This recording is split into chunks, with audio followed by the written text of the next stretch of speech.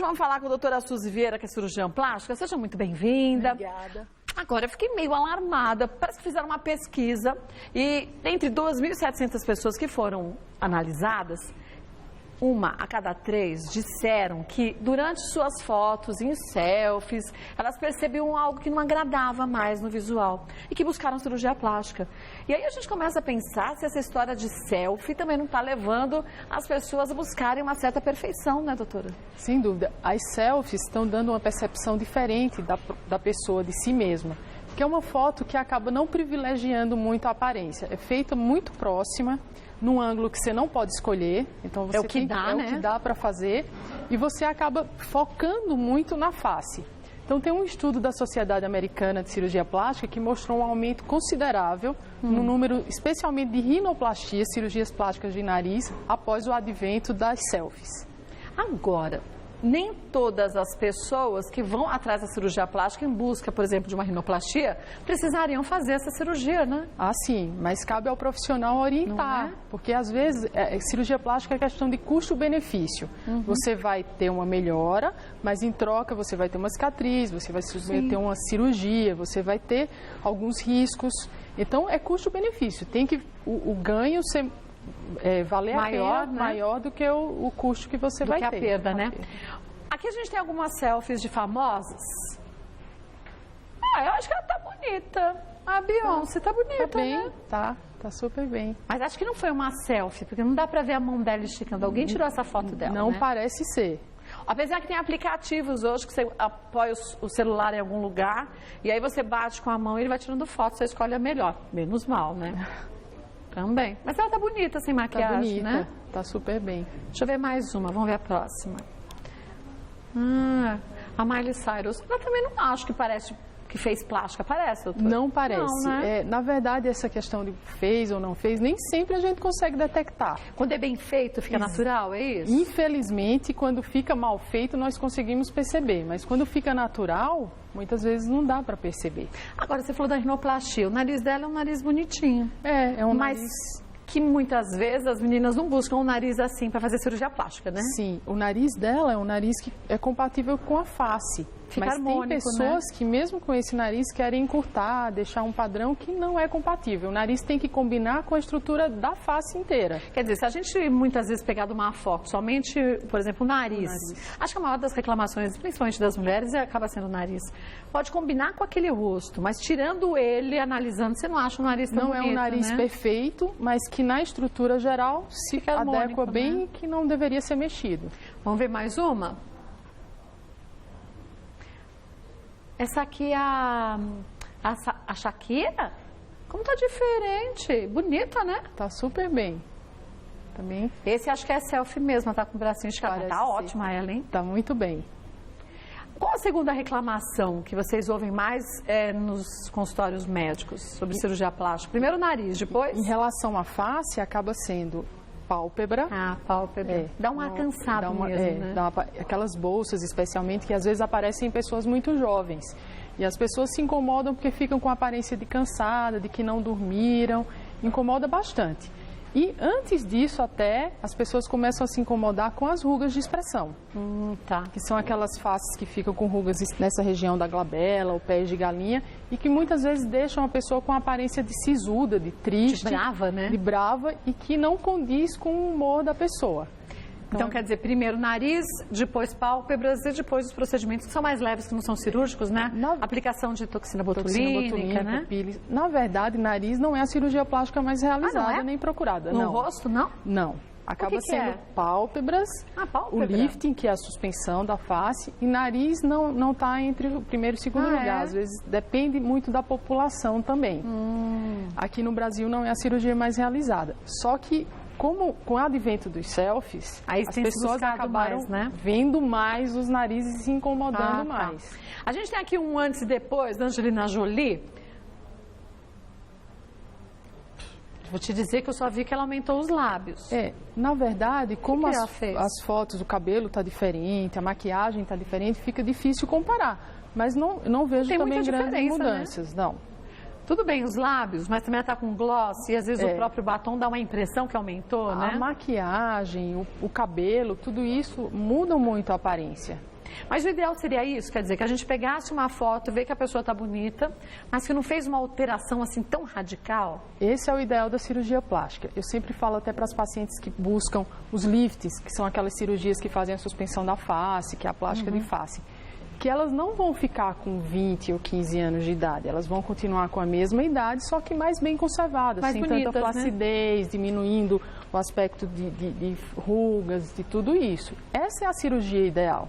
É aquela que ninguém perceba. Fala, nossa, você está com uma aparência mais jovem, o que você fez? Você está descansada, você mudou o cabelo, mas não consegue visualizar exatamente o que foi feito.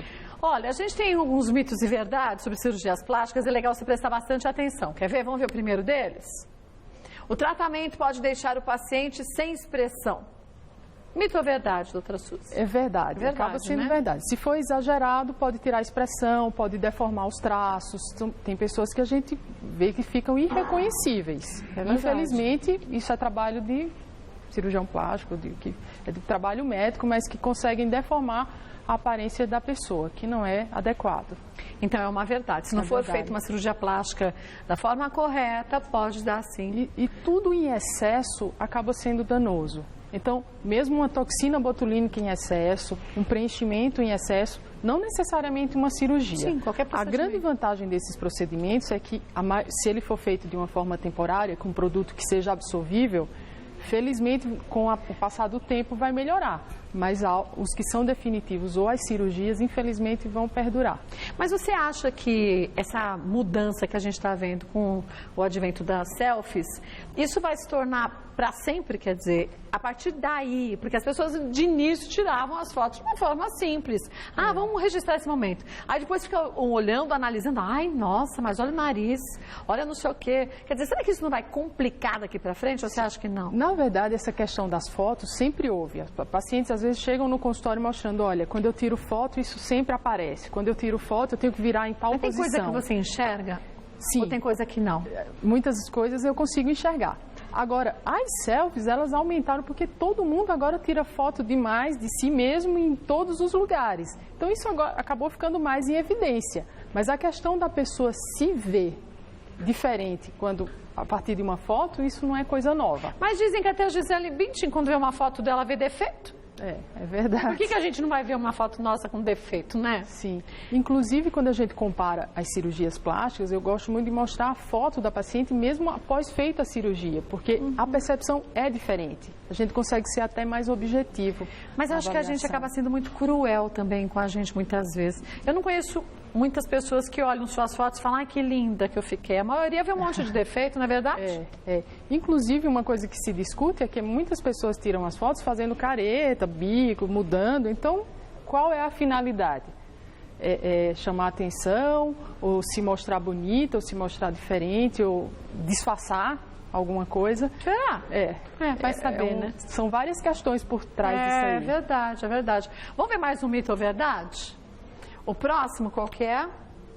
O organismo pode rejeitar o preenchimento. Mito ou verdade, doutora? Verdade. Verdade? Depende do produto utilizado, pode haver uma reação e o organismo não aceitar a presença daquele produto. E como que a gente faz esse teste, então? Na verdade, os produtos que têm uma origem bem adequada, a maioria deles hoje, ou quase 100%, são de origem sintética, são feitas em laboratório. Isso diminui muito a chance de dar uma reação. Antigamente, os produtos eram feitos a partir de crista de galo ou alguns outros componentes que davam reação. É indicado muito que se use um preenchimento que não seja definitivo, porque ele vai ser absorvido cedo ou tarde. O preenchimento definitivo, ele pode, a longo prazo, causar uma série de reações, inclusive a extrusão. O que é extrusão? Extrusão seria a expulsão do material, ou a tentativa de expulsar o material. Mas ele não pode deformar a face? Deforma sim. Pode, então, né? Um dos produtos mais conhecidos que tem dado esse tipo de reação chama o metacrilato, que é o polimetilmetacrilato. O que acontece? Ele é implantado no organismo e ao longo dos anos, por ser um produto endurecido, rígido, o organismo tenta expulsar. Então, a paciente começa a apresentar nódulos ou alterações de movimento, a mobilidade fica alterada, o lábio fica enrijecido. Isso, infelizmente, vem aparecer depois de alguns anos. Ah, é? E por ser um produto definitivo, é muito difícil de ser retirado. Às vezes nós temos que tirar uma porção da pele com um produto, porque o produto em si não consegue ser retirado. Mas aí fica uma cicatriz, né? Fica uma cicatriz. Ave Maria! Então é melhor usar um produto que o corpo absorva. Mas mesmo que você tenha uma alergia intensa, você fez essa aplicação com um produto que vai ser absorvido com o passar dos anos, mas você não tem como retirar ele. Não tem como retirar, mas você vai tratar, você vai usar a medicação contra o processo alérgico. Mas assim, isso é muito raro, é muito menos que 0,5%.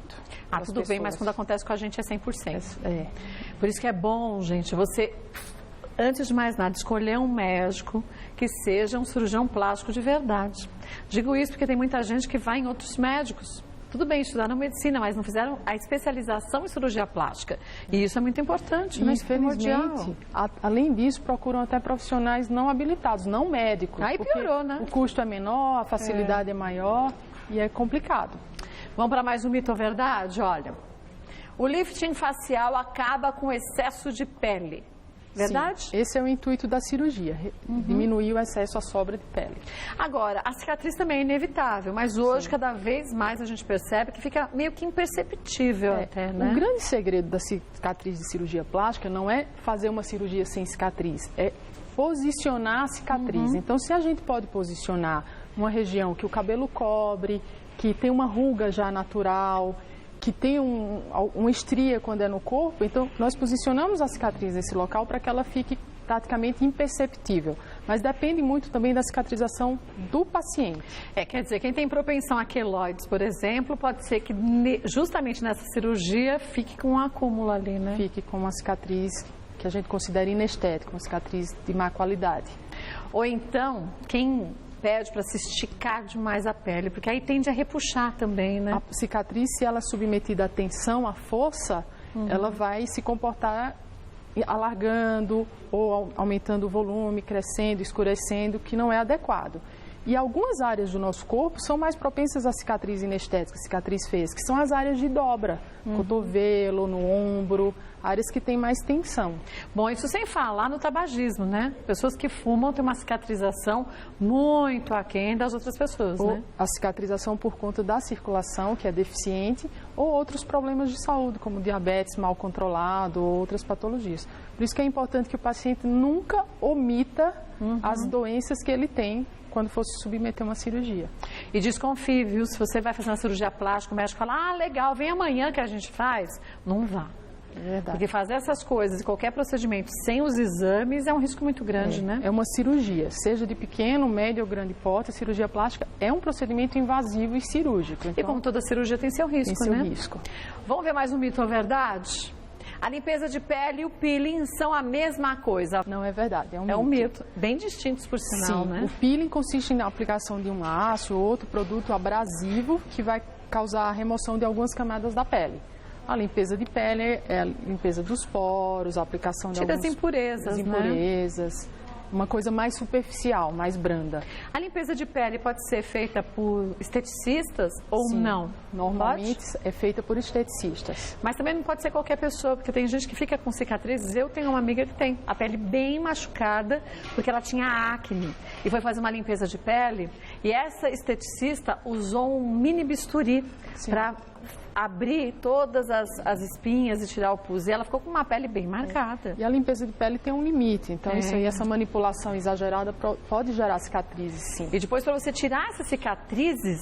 é um problema. E às vezes não se consegue tirar totalmente, né? É verdade. Ameniza, mas não volta a ter a pele que tinha, né? Vamos ver mais um mito ou verdade? Olha lá.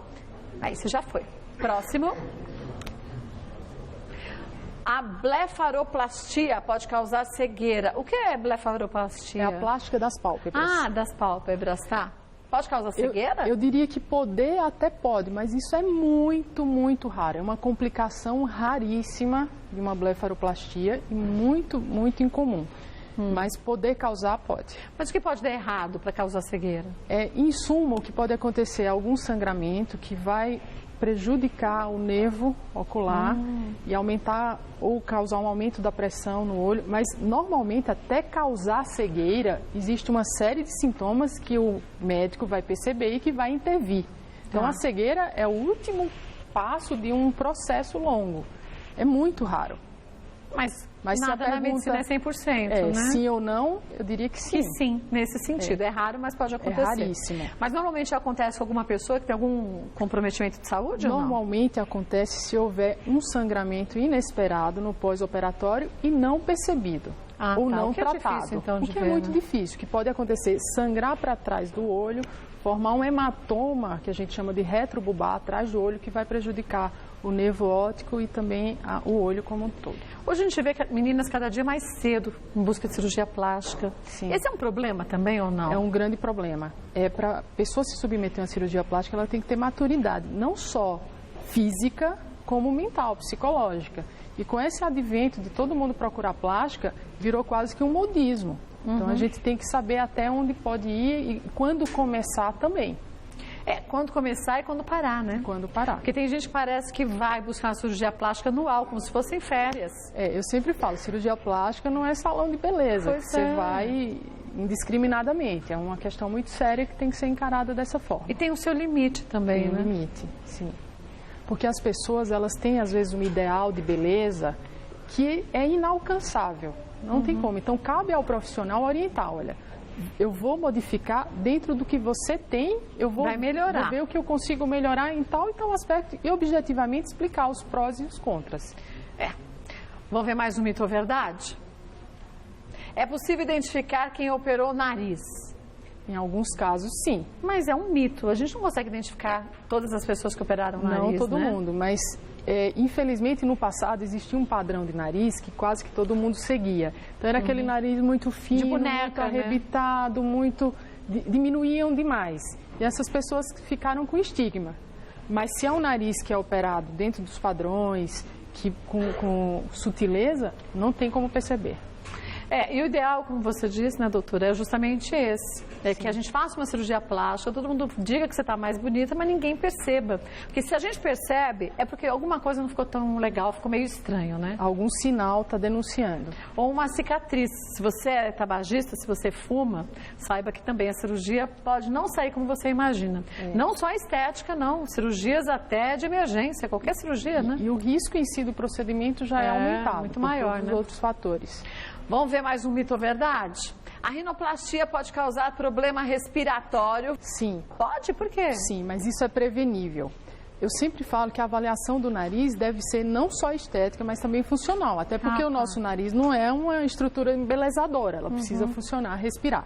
Quando o indivíduo tem algum desvio de septo ou alguma alteração de concha, corneta, estruturas dentro do nariz e você encurta esse nariz, estreita esse nariz demais, né? E não trata essas alterações prévias, a passagem do ar fica comprometida e causa problemas respiratórios, sim. Então, quer dizer, não é toda cirurgia feita no nariz, a rinoplastia, que vai causar isso. Não, mas quando feita de uma forma inadequada para a estrutura física daquela pessoa, sim, né? Quando feita de uma forma inadequada, especialmente se não for previamente avaliado o paciente. Então, a gente precisa hoje, eu converso, você respira bem, você ronca, você tem problema de rinite e tal. E quando é o caso, e na maioria das vezes isso ocorre, eu mando para um otorrinolaringologista avaliar e avaliar a necessidade de fazer algum procedimento funcional junto com a minha cirurgia plástica. E aí, quer dizer, se resolve o problema e depois se cuida da estética. Normalmente fazemos juntos. Mas assim, primeiro a parte funcional e depois a estética. Não dá para colocar sempre a estética em primeiro lugar, né? De maneira nenhuma. Vamos para mais um mito ou verdade? A toxina botulínica não é indicada para o tratamento de rugas profundas. Mito ou verdade? Eu diria que é verdade em parte. Ela não vai resolver, não vai eliminar. Mas não significa que não se possa fazer. Agora, o paciente tem que ser orientado que vai melhorar, algumas rugas vão aliviar, mas não vão ser eliminadas. Agora, deixa eu te perguntar uma coisa. A gente tem a foto de uma senhora aqui, que já tem uns 70 e poucos anos, né? Quer dizer, tem esses procedimentos estéticos que podem ser feitos para melhorar a qualidade dessa pele, Sim. atenuar as rugas, mas não são todos os tratamentos que são indicados para todas as pessoas em todas as faixas etárias, né? Não, e nem todo mundo quer se submeter a uma cirurgia.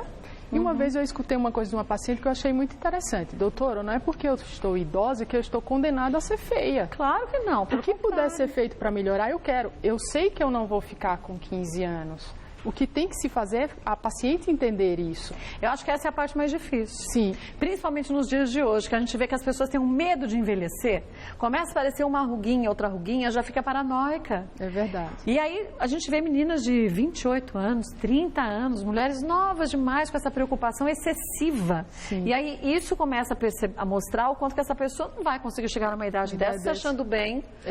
Né? De acordo com a sua idade e com algumas rugas, que é inevitável muitas tê-las, pessoas me procuram no consultório já com cirurgias realizadas insatisfeitas. E na maioria das vezes não é que a cirurgia foi mal realizada, está tudo certo. O problema é que a paciente não foi bem orientada ou não entendeu o que podia esperar. Então ela sai em busca daquele cirurgião que vai falar o que ela deseja ouvir, mas que às vezes não é possível.